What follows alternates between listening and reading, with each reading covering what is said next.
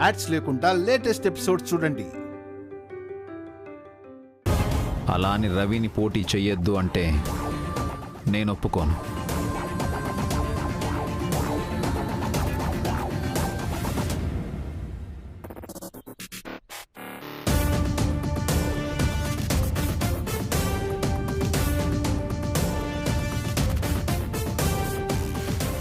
చాలా థ్యాంక్స్ అన్నా. నేను నామినేషన్ వేసి వస్తాను.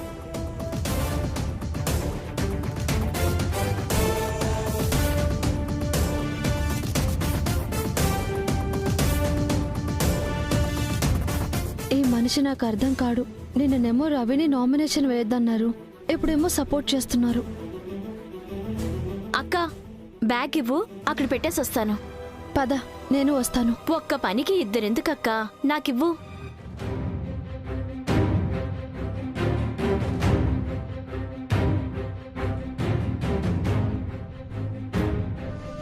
ఏంటి పద్మా,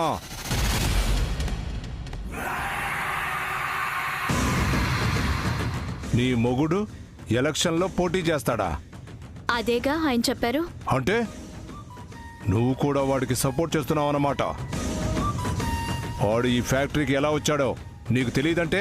మీరెలా వచ్చారో మా ఆయన కూడా అలాగే వచ్చారన్నా. ఇక్కడ మీరెలా పనిచేస్తున్నారో అలాగే మా ఆయన పనిచేస్తున్నారు. పని చేయటం వేరు, పోటీ చేయటం వేరే. ఖచ్చితంగా మీ ఆయన ఓడిపోతాడో. ఆయన ఓడితే మీకేంటి నష్టం? ఒకవేళ మీ ఆయన గెలిచాడనుకో, వారం లోపు మళ్ళీ బై ఎలక్షన్లు వస్తాయి. ఎందుకు వస్తాయో చెప్పనా?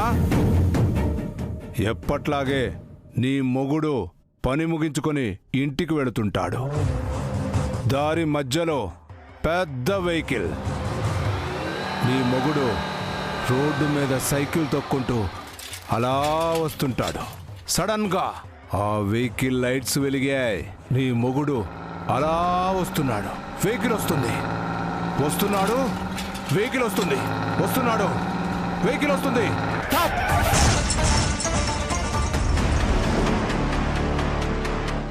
గుద్దేశాడు, చచ్చిపోయాడు.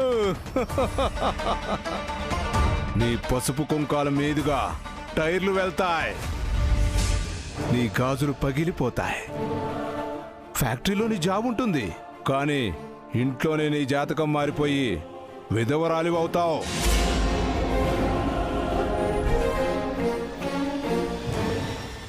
నీ మొగుడు లీడర్ కావాలో నువ్వు విధవరాలు కావాలో తేల్చుకో.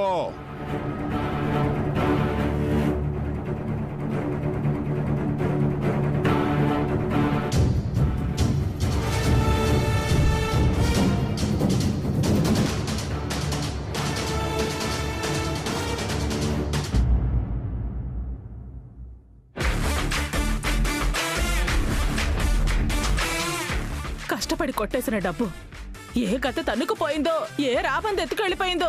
50 లక్షలు నా రెండో పెళ్లికి సరిపడినంత కట్నం, చీరలు నగలు అన్నీ వచ్చేవి. ఆ దేవుడికి నా మీద కొంచెం కూడా దయలేదు. ఏంటి పావని ఇలా వచ్చావు? ఒక విషయం అడుగుతాను, నిజం చెప్తారా పిన్ని? నేనెప్పుడో మారిపోయాను, అబద్ధాలు చెప్పడం మానేశాను. మీరు నిజంగా మారిపోయి ఉంటే మీ మీద ఒట్టేసి నిజం చెప్పండి. ఆ 50 లక్షలు ఎక్కడా? నాకు తెలీదు. మీకు తెలుసని నాకు తెలుసు. జీవితంలో ఈ ఒక్కసారైనా నిజం చెప్పండి. చెప్తానే. ఆ డబ్బు మీ రూమ్లో నుంచి చాముండి కొట్టేసింది.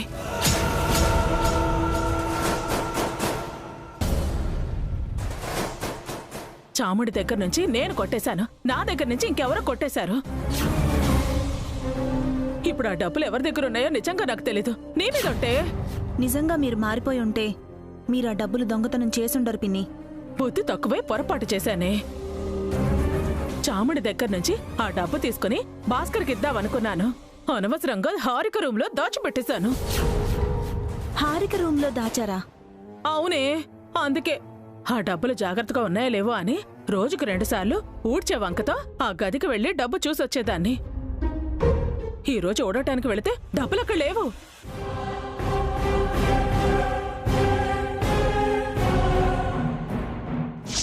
మా కారులోనే వెళ్ళాలి. వెంటనే బావగారికి ఫోన్ చేయండి. ఎక్కడున్నారో కనుక్కోండి. ఏ కార్ అయితే ఏంటి? నీకు ఆ విషయం చెప్పలేను. ఇందాక తమ కారు మా ఆయన తీసుకెళ్లారని హారిక టెన్షన్ పడింది. కొంపతీసి హారిక ఆ డబ్బుల్ని ఆ కారులో పెట్టేసిందేమో. కరెక్టే, అదే డబ్బు కొట్టేసి కార్లో పెట్టేసి ఉంటుంది. వెంటనే భాస్కర్కి ఫోన్ చేసి కనుకో కార్లో డబ్బులు నేలేవో.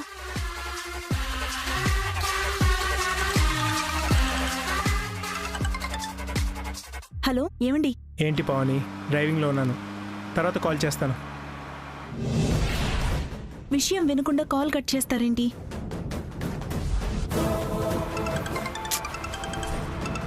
తర్వాత కాల్ చేస్తాను చెప్పాను కదా, మళ్ళీ ఎందుకు చేస్తున్నావు? అది కాదండి, మీ కార్లో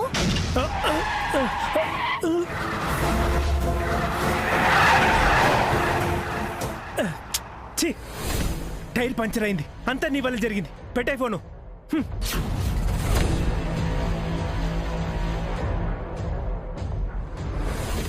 ఛా, టైర్ బర్స్ట్ అయినట్టుంది. స్టెప్నీ ఉందో లేదో.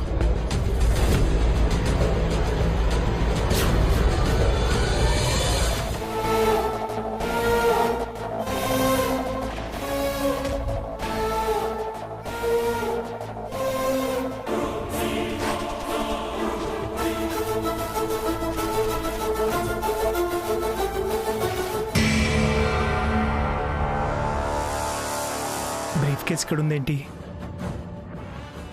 సరే, తర్వాత చూద్దాం.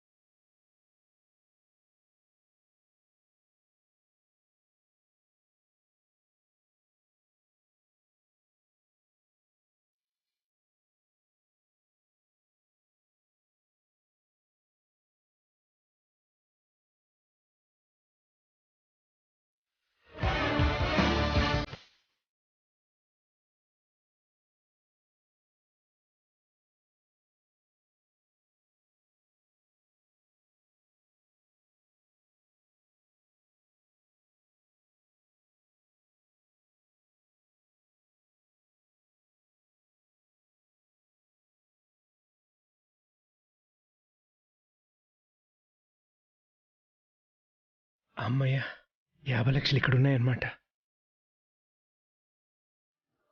ఇవి కారులోకి ఎలా వచ్చాయి?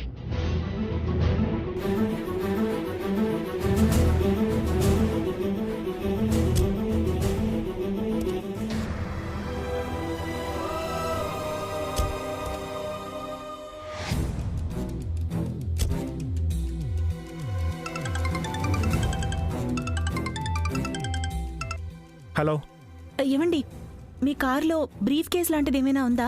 డిక్కీలో ఉంది. ఆ బ్రీఫ్ కేసులో డబ్బులున్నాయండి. నీకెలా తెలుసు? ఉన్నాయో లేదో చెప్పండి. ఉన్నాయి, ఇప్పుడే చూశాను. ఆ డబ్బుల కోసమే మీకు ఫోన్ చేశానండి. అవి మీరు అఖిల్కి ఇవ్వాల్సిన డబ్బులు. అసలు ఆ 50 లక్షల కారులోకి ఎలా వచ్చాయి? ఎలా వచ్చాయో చెప్పినా మీరు నమ్మరు కానీ వెంటనే ఆ డబ్బులు అఖిల్కి ఇచ్చేసేయండి. అలాగే పవని, కొండంత భారం దిగిపోయినట్టుగా ఉంది. ఇన్నాళ్ళు ఈ డబ్బులు పోయాయని చాలా గిల్టీగా ఫీల్ అయ్యాను. మీరెప్పుడో పొరపాటుగా ఒక మంచి పని చేసుంటారండి. ఆ పుణ్యమే ఇప్పుడు మిమ్మల్ని ఇలా ఆదుకుంది. ఏంటే ఎటకారమా? పెట్టాయి ఫోను.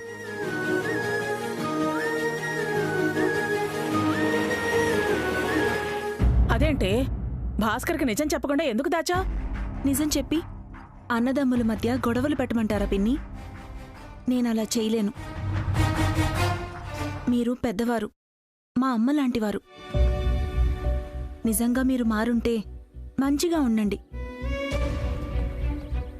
మీకు చెప్పేంతటి దాన్ని కాదు కానీ మనం చేసిన మంచి మనల్ని కాపాడుతుంది. ఇది గుర్తుపెట్టుకోండి.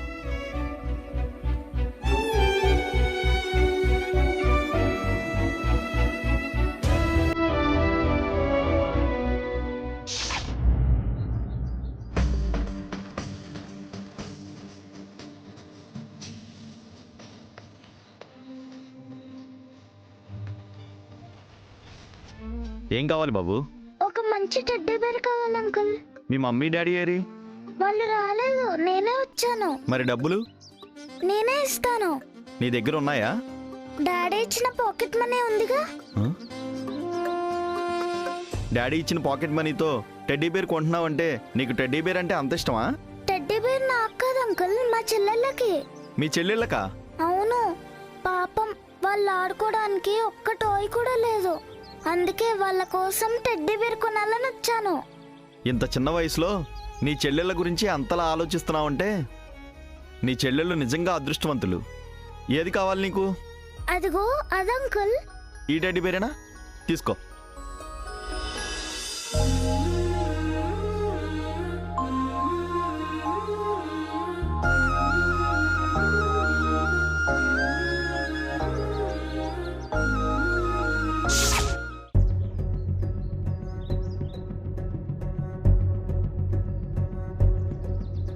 ఇంకెంతసేపు చూద్దాం కీర్తి, పద వెళ్దాం.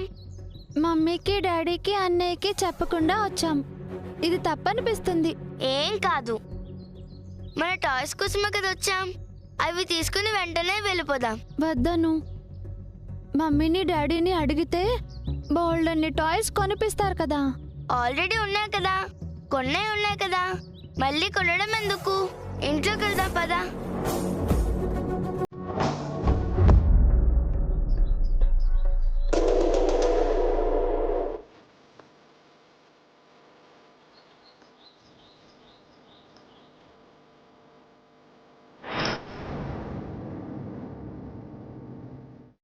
అను, కీర్తి ఎలా ఉన్నారే? ఐఎమ్ ఫైన్ అమ్మమ్మ. బాగున్నామమ్మమ్మ. వదినా, పావని, ఎవరొచ్చారో చూడండి. రండి రండి. అను, కీర్తి. హాయ్ నాన్నమ్మ.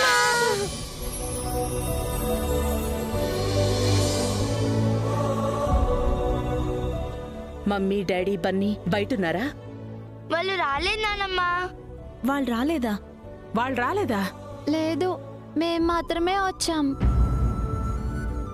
మరి ఎలా వచ్చారే? నడుచుకుంటూ వచ్చాం. అంత దూరం నుంచి నడుస్తూ వచ్చారా? అది మీరిద్దరు ఎందుకే? మా టాయ్స్ కోసం నాన్నమ్మ. బొమ్మల కోసమా?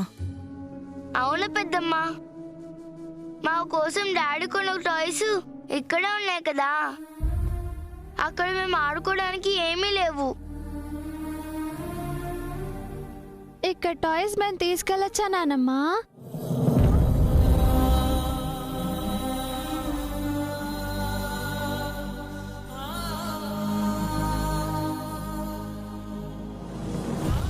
ఈ ఆస్తంతా మీదేనే. మీ నాన్నే అంతా వదిలేసి వెళ్ళిపోయాడు. అయితే మేము టాయ్స్ తీసుకెళ్ళొద్దా నానమ్మ? హ్యాపీగా తీసుకెళ్ళండి. మీకేం కావాలంటే అవి తీసుకెళ్ళండి. థ్యాంక్స్ పెద్దమ్మా. థ్యాంక్స్ నానమ్మ. ఆ దేవుడు మీ నుదుట ఎలాంటి రాతని రాశాడే. మీ నాన్న కోట్ల ఆశని గట్టి పోచలా వదిలేస్తే మీరు 1000 రూపాయలు ఖరీదు చేయని బొమ్మల కోసం వచ్చారా? పసిపిల్లలు, వాళ్ళకేం తెలుస్తుంది వదినా? ఈ ఇంట్లో పుట్టి ఆడుతూ పాడుతూ పెరిగారు. ఇప్పుడు ఈ ఇంటికి అతిథుల్లా వచ్చారు. అదే నేను అంటున్నాను వదినా. దర్జాగా ఈ ఇంట్లో తిరిగిన పిల్లలు దీనంగా బొమ్మలు కావాలని అడగటానికి వచ్చారు. చాలా బాధగా ఉంది. వెళ్ళి మీకు కావాల్సిన బొమ్మలు తెచ్చుకోండి. మీకు ఇష్టమైన స్వీట్ చేసి పెడతాను. థ్యాంక్స్ పెద్దమ్మా. రా కీర్తి. బొమ్మల కోసం అని పసిపిల్లలెంత సాహసం చేశారు. ఆడుకోవడానికి ఏమీ లేకపోతే పాపం వాళ్ళు మాత్రం ఏం చేస్తారత్తయ్య? నువ్వు వెళ్ళి త్వరగా స్వీట్ చేయవే, వెళ్ళు. అదిగో అదే చేత్తో కాస్త పకోడీ కూడా వేసేయమ్మా. ఎందుకు? మీరు తినడానికా? చెయ్యి పావని. మీ పిన్ని సంతోషంగా ఉండడం మొదటిసారిగా చూస్తున్నారు. అలాగే అత్తయ్య.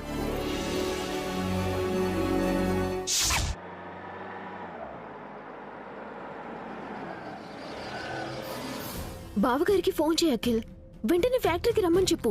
అన్నయ్య ఏదో పని మీద వెళ్ళానని చెప్పాడు కదా, ఎందుకు టెన్షన్ పడుతున్నావు? అది కార్లో.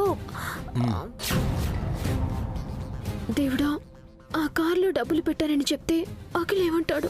ఆల్రెడీ మామ్ విషయంలో డౌట్ పడుతున్నాడు. చెప్పకపోతే టెన్షన్తో చచ్చిపోయేలా ఉన్నాను. కార్లో ఏంటి? ఏం లేదు, ఈ రోజు యూనియన్ ఎలక్షన్స్ కి నామినేషన్స్ వేస్తారు కదా, బావగారుంటే బాగుంటుందని. అవసరం లేదు, నేను మేనేజ్ చేస్తాను. Good morning sir. Good morning madam. ఎంతమంది నామినేషన్ వేశారు? పాత యాజమాన్యం లీడర్ ఒక్కరే వేశారు సార్. అంటే వాడే యునానిమస్సా? కాదు సార్,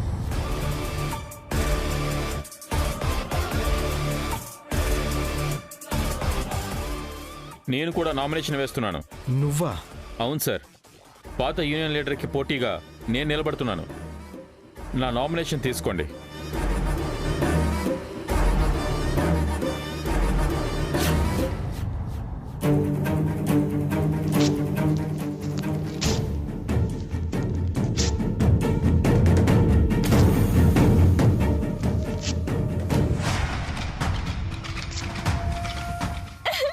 ఏంటి పద్మ, ఏం చేస్తున్నావే? ఎలక్షన్స్ లో మీరు పోటీ చేయట్లేదు. ఏం మాట్లాడుతున్నావే? సారీ సార్, మాకి రాజకీయాలు వద్దు, ప్రశాంతంగా పనిచేసుకుంటాం. పద్మ ఏంటిది? మీరు రండి.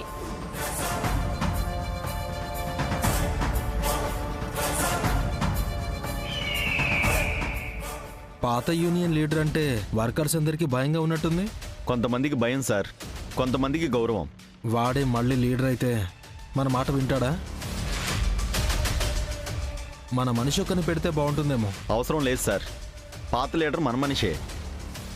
ఏదైనా తేడా వస్తే వాడు నువ్వు ఇద్దరు ఉండరు. అండర్స్టాండ్?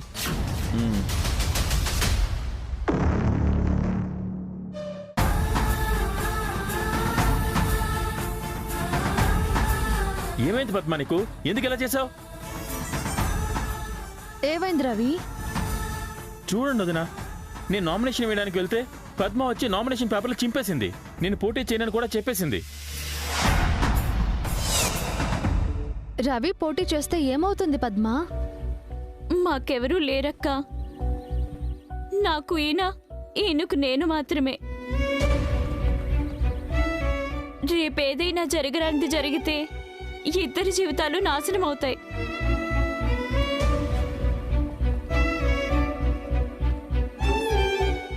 అసలు ఎందుకు భయపడుతున్నావు?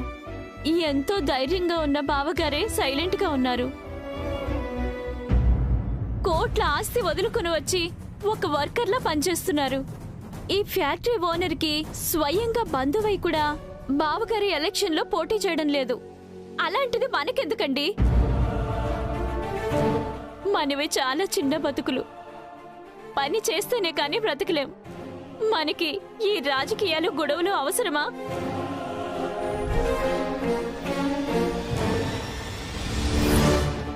పద్మ ఏం కాదు, అనవసరంగా భయపడకు.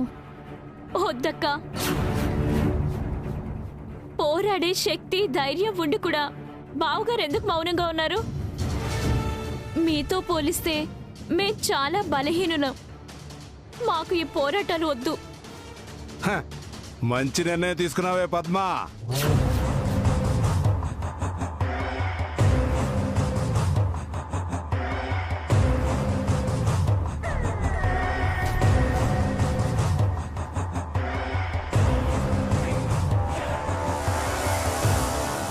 నీ మొగుడిని నామినేషన్ నుంచి తప్పించి చాలా మంచి పని చేశావు.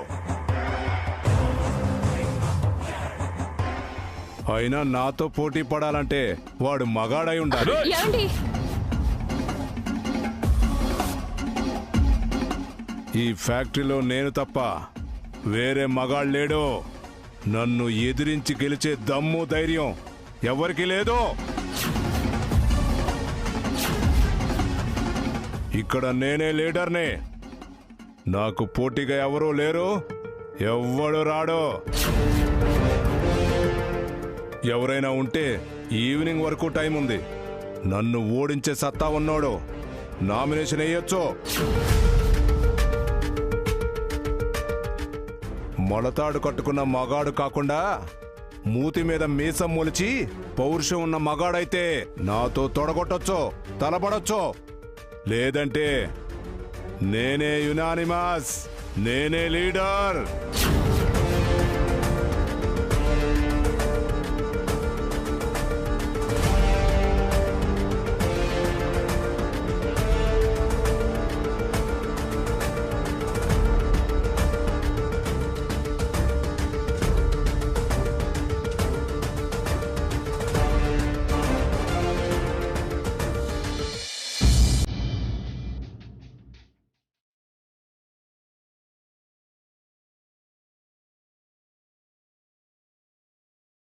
ఈ టెడ్డీ బేర్ చూసి అను కీర్తి చాలా హ్యాపీగా ఫీల్ అవుతారు.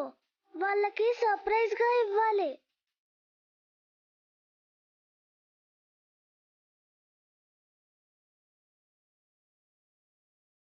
అను, కీర్తి ఎక్కడున్నారు?